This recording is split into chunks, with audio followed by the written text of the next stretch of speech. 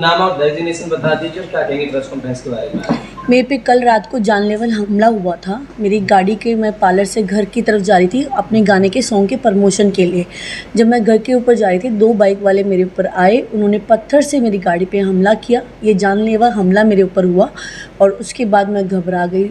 इस बचाव के लिए मैं ये मीडिया को बुला रही हूँ कि मेरे को हेल्प की ज़रूरत है। मेरे ऊपर ऐसे ही घर पे जाते जाते जानलेवा हमला हुआ है, तो मुझे आप लोगों के सपोर्ट की ज़रूरत है अभी राइट में। किससे दुश्मनी है आपकी, किस पे शक लगता है आपको? मुझे तो पता नहीं है मेरे कौन दुश्मन है। मेरा तो सीधा अपना बेसिक काम है, मैं काम करती हूँ, घर जाती हूँ और कुछ मेरा वो किसी से मैंने कोई कभी बदला नहीं लिया, कभी किसी का मैंने कोई बेइज्जती नहीं किया। मुझे नहीं पता मेरे पीछे, मेरी जान के पीछे कौन पड़ा हुआ है। हाल ही में आपके गाना आया है, कहीं ना कहीं गाने को लेकर के ऐसा तो नहीं हुआ हो? हाँ, हो भी सकता है सर, मैं इसके बारे में कुछ श्योर नहीं कर सकती क्योंकि वो बाइक सामने रुक के पत्थर मार के गई है, तो हो भी सकता है ये भी रीज़न हो कि मैं गाने कर रही हूँ, मैं काम कर रही हूँ, मैं अपना बिजनेस कर रही हूँ, मुझे इस हालत में देख के किसी को अच्छा ना लग रहा।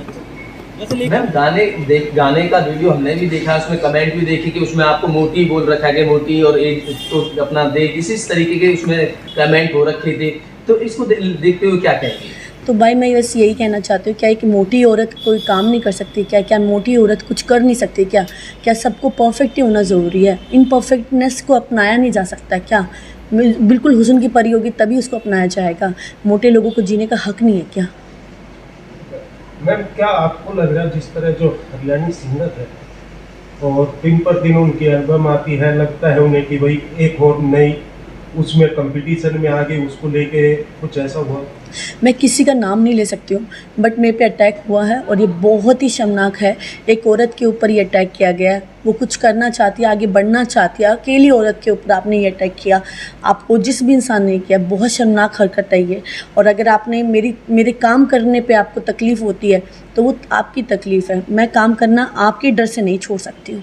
क्या आपने कहीं 100 नंबर या 112 पे कॉल किया जब हमला हुआ? मैंने उनका फेस नहीं देख पाई क्योंकि एकदम से विदिन अ सेकंड का सारा खेल हुआ। वो बाइक सामने से आ रही थी और मेरी गाड़ी ऐसे जा रही थी। सामने से एक बार 2 लड़के आए और पत्थर मारा। मुझे पता होता तो मैं उस चीज़ को रिकॉर्ड करती। मुझे ना पता था, ना मुझे लड़के का मुँह याद है, ना मुझे गाड़ी का नंबर याद है। और जैसे ही पत्थर मारा तो क्योंकि मैं घबरा गई एकदम से, रात के बजे थे शायद 10, साढ़े 10, 11 इतना टाइम बजा था। एकदम से मेरे पे मारा तो मैं घबरा गई, मेरी गाड़ी डिसबैलेंस हो गई। घबरा के मुझसे गाड़ी नहीं चल रही थी। मैंने फटाक से जो नंबर है स्टाफ के नंबर पे फटाक से कॉल किया, भाई लोगों को प्लीज़ आओ। मैं डर गई, मुझे लगा वो लोग दोबारा घूम के आएंगे, तो मैं डर गई थी, मैंने कुछ नहीं दिख पाया। एक ही रूट से आप जाते हो? हाँ, मैं डेली के एक ही रूट पे जाती हूँ, मेरा एक ही रूट रहता है। या कोई मान लिया कोई पहले पुराना कोई अप्लाई हो, उसके साथ कुछ कहासुनी हुई हो? मेरी किसी के साथ कोई कहासुनी नहीं होती है। मैं एक सर्विस लाइन में हूँ, मैं बहुत आराम से लोगों का काम करती हूँ। काम करके फिर मेरा काम सर्विस का है, मैं झुक के काम करती हूँ, हाथ जोड़ के काम करती हूँ। मुझे अपने बच्चे पालने होते हैं, मैं कुछ अपने सपनों के लिए मेहनत कर रही हूँ, आगे बढ़ रही हूँ, बट मुझे नहीं पता किसको मेरे आगे बढ़ने से किसको तकलीफ़ हो रही है, मैं बिल्कुल नहीं जानती। आप एक इंसाफ मांगते हैं, किससे आस है आपको?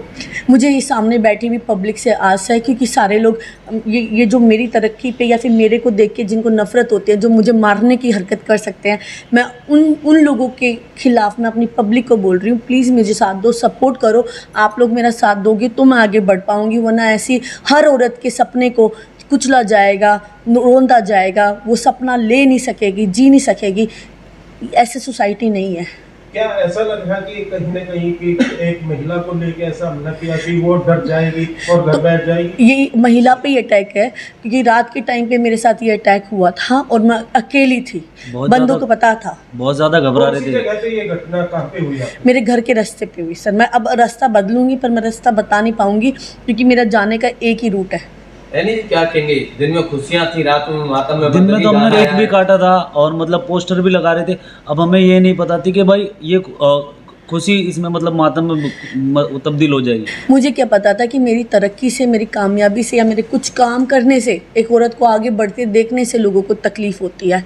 ये चीज़ मुझे समझ में नहीं आई कि मेरे से किसको क्या एंजाइटी या मेरे से किसको क्या डर है कि उसने ऐसी अटैक किया था कि मैं दोबारा हिम्मत ना कर पाऊँ, दोबारा कोशिश ना कर पाऊँ। मेरी हिम्मत तोड़ने के लिए अभ्यास हुआ है। वो जानबूझ के मेरे पे पत्थर मारा है। तभी मैं आप लोगों के आगे हाथ जोड़ के विनती करती हूँ, मेरे को सपोर्ट करो, मुझे मदद की ज़रूरत है आप लोगों की। यानी जी निशा लांबा एक अपने आप में एक बड़ा नाम है, सोशल मीडिया पे तो तहलका मचाने वाली बात है, उनके ऊपर हमला हो जाना कितनी बड़ी बात है। रात को जब इनके ऊपर हमला हुआ था ना, ये ऐसे ऑपलस हो गए थे।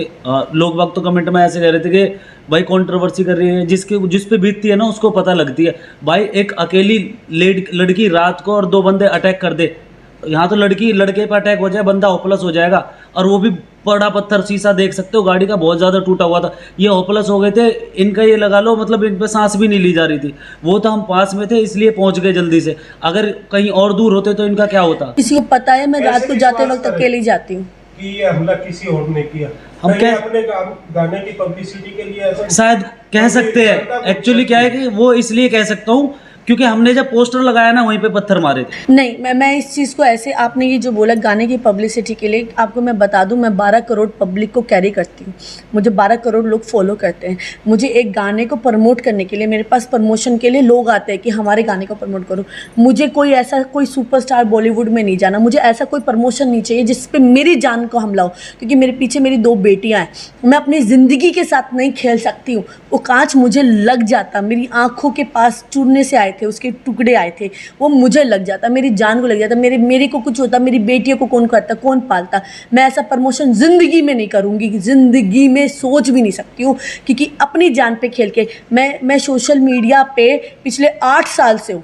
8 साल से लोगों के गानों का भी प्रमोशन करती हूँ, अपना काम भी करती हूँ। मैं एक बाल काटने वाली, एक नॉर्मल रेगुलर सैलून वाली लेडी हूँ। मैं यहाँ तक, इस हरकत तक कभी भी मेरे कोई पास्ट हिस्ट्री खोल के देख ले, मैंने ऐसी कोई हरकत नहीं हुई है। मैं ये मोटिवली नहीं किया गया है। ये आप लोग कमेंट कैसे कर सकते हो